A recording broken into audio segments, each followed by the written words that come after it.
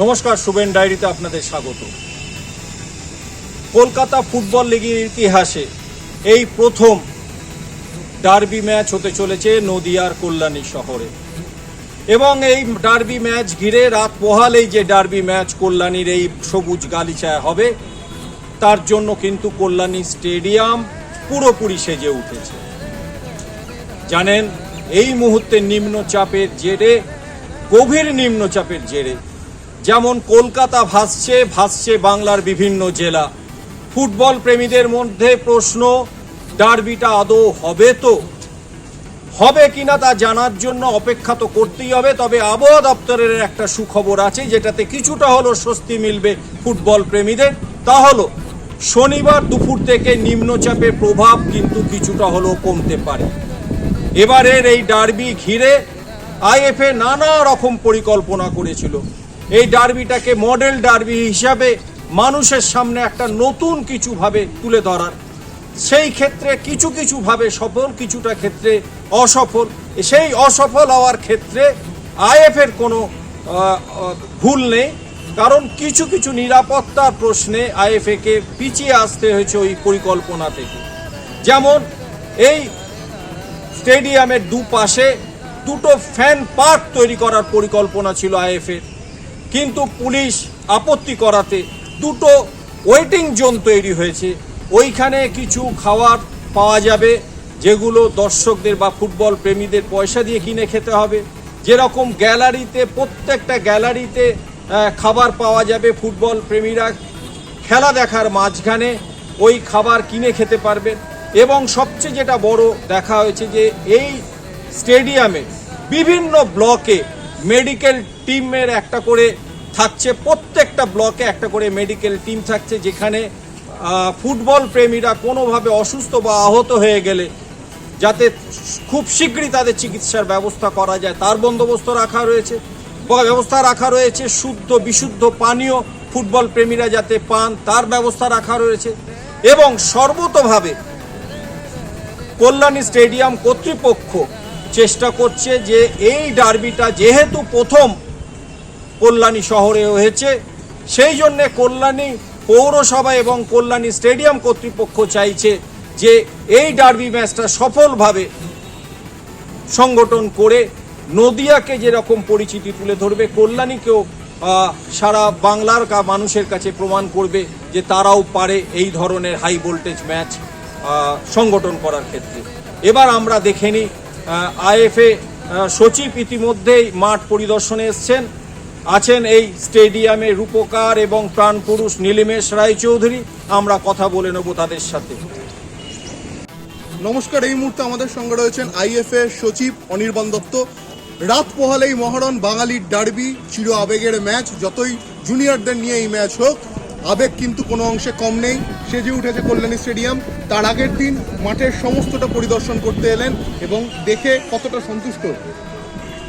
আমার আজকে কল্যাণী স্টেডিয়ামে এসে যেটা মনে হলো, যে আমরা এখানে ডার্বি করার জন্য সব রকমভাবে প্রস্তুত। পুলিশের সাপোর্ট আছে, কল্যাণী মিউনিসিপ্যালিটির চেয়ারম্যান নীলিমেশ দা অত্যন্ত ক্রীড়াপ্রেমী মানুষ, ফুটবল ভালোবাসেন, এককালে স্পোর্টস জার্নালিস্টও ছিলেন। তো কল্যাণী কিন্তু সবার উদ্যোগে সম্পূর্ণভাবে তৈরি। আপনারা দেখবেন যে খাবার জলের ব্যবস্থা থেকে, প্রেসের বক্সের ব্যবস্থা থেকে, টিমের ওয়েটিংয়ের এরিয়া থেকে সব কিছু কিন্তু সেজে উঠেছে ডার্বির জন্য। আমি আশা করছি আগামীকাল একটা ভালো ডার্বি এখানে আমরা মানুষদের উপহার দিতে পারব। অনেক হতাশা, দ্বিমত তৈরি হয়েছিল এই কল্যাণী স্টেডিয়ামের ডার্বিকে ঘিরে। আপনি শেষ মুহূর্তে এসে পুরোটা পরিদর্শন করে দেখলেন, এখন কি মনে হচ্ছে এই সিদ্ধান্ত কি একেবারে সঠিক ছিল?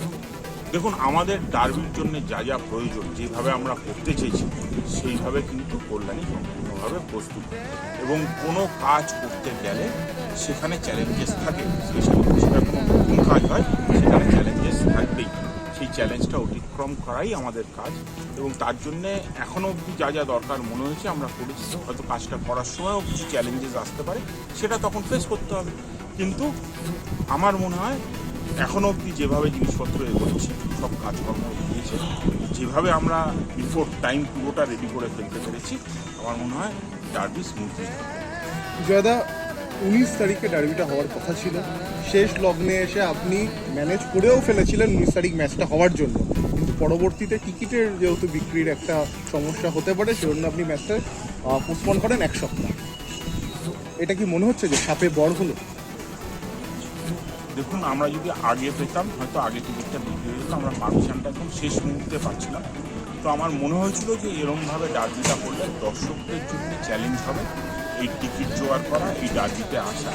তাই আমরা 1 সপ্তাহ সময় নিয়ে নিয়েছিলাম এবং তার ফল হলো ডার্বির টিকিট কিন্তু খুব স্মুথলি বন্টন হয়েছে।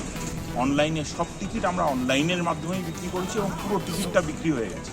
তো আমার মনে হয় কোনো অসুবিধা তো হয়নি, উল্টে দর্শকরাও এসে একটা ভালো এক্সপিরিয়েন্স থাকবে।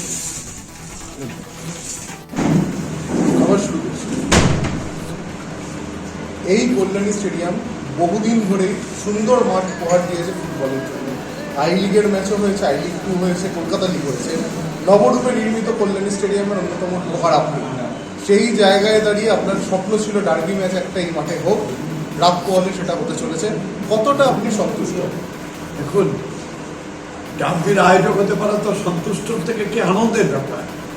তবে যারা অর্গানাইজার বলতে আইএফএ যদি সদার্থক ভাবনা না থাকতো তাহলে কলকাতার থেকে ছুটে কল্যাণীতে ডার্বির যে একটা ঝক্কি এটা নিতে চাইতো না। অনির্বাণ লড়াকু প্রশাসক পরিস্থিতি জানে, পরিস্থিতি বিচার করে অনির্বাণ বুঝেছে যে কলকাতার বাইরে ডার্বি করতে গেলে যদি কোনো মাঠের উপর নির্ভর করতে হয় কল্যাণী স্টেডিয়াম হলো অন্যতম। সেই দিক থেকে তার ভাবনাকে আমি স্যালুট জানাই। আমি কৃতজ্ঞ আইএফের কাছে যে কল্যাণীকে ডার্বি স্থান হিসাবে নির্বাচিত করেছে। আমরা পেয়েছিলাম 2017 ডার্বি হয়নি বলবো না, আক্ষরিক অর্থে ডার্বি হয়েছে। টেকনিক্যালি টিম দুটো মাঠে নামার কথা, ইস্টবেঙ্গল নেমেছে, রেফারিরা নেমেছিলেন, মোহনবাগান আসেনি, ইস্টবেঙ্গল ওয়াকওভার পেয়েছে। খাতায় লেখা আছে ডার্বিতে ইস্টবেঙ্গল পয়েন্ট পেয়েছে, তার যোগ করে কিন্তু লিগ টেবিলে তালিকা তৈরি হয়েছে। অতএব হয়নি এভাবে না বলে বলি, দু দলের উপস্থিত ছিলেন না মাঠে। এবারের প্রত্যাশা দু দল 26 তারিখে উপস্থিত থাকবেন মাঠে।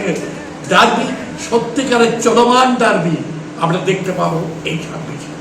এবারে ডার্বিতে নতুনত্ব কিছু থাকবে, চমক থাকবে, সেই নতুনত্বটা কি থাকবে? দেখুন, ডার্বির নতুনত্বের চমক বলতে দুটো বিষয়। একটা, খেলোয়াড়েরা কি চমক দেবে সেটা তাদের ব্যাপার।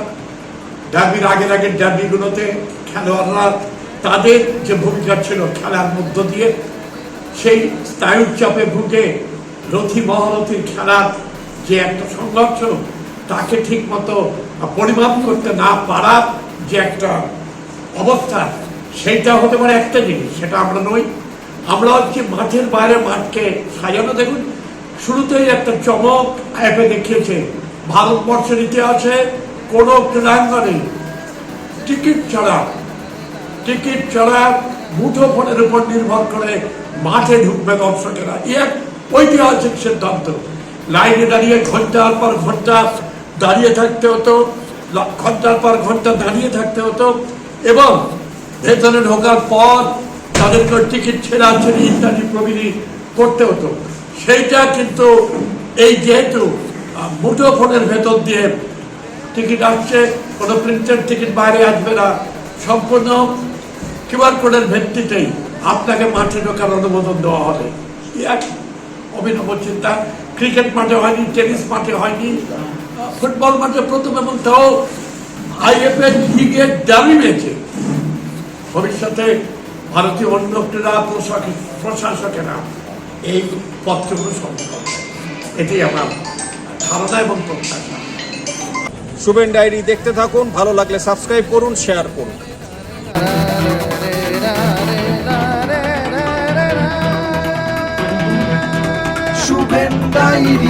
শুভেন ডায়েরি